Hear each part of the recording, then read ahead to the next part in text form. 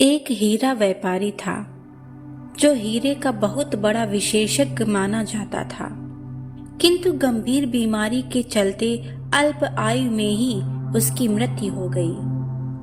अपने पीछे वह अपनी पत्नी और बेटा छोड़ गया।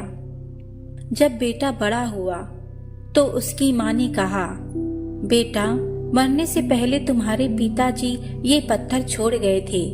तुम इसे लेकर बाजार जाओ और इसकी कीमत पता लगाओ। ध्यान रहे कि तुम्हें केवल कीमत पता करनी है, इसे बेचना नहीं है।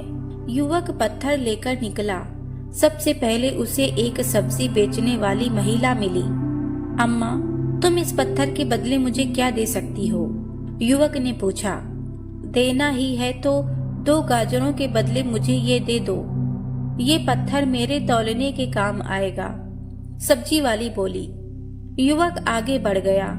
इस बार वो एक दुकानदार के पास गया और उससे पत्थर की कीमत जाननी चाही। दुकानदार बोला, इसके बदले मैं अधिक से अधिक 500 रुपए दे सकता हूँ। देना है तो दे दो, नहीं तो आगे बढ़ो। युवक इस बार एक सुनार के पास गया। सुनार ने पत्थर के बदले 20,000 देने की बात की। युवक वहाँ से भी चला गया। फिर वह हीरे की एक प्रतिष्ठित दुकान पर गया।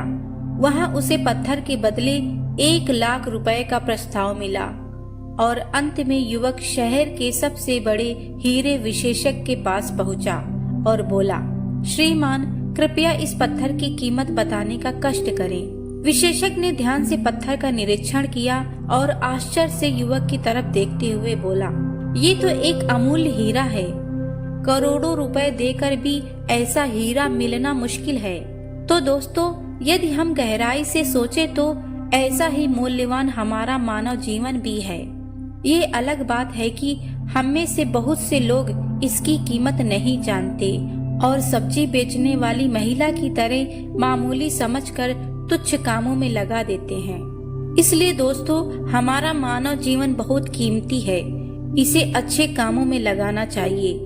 हमें ईश्वर से प्रार्थना करना चाहिए कि इस मूल्यवान जीवन को समझने की सद्बुद्धि दे और हम हीरे के विशेषज्ञ की तरह इस जीवन का मूल्य आंक सके।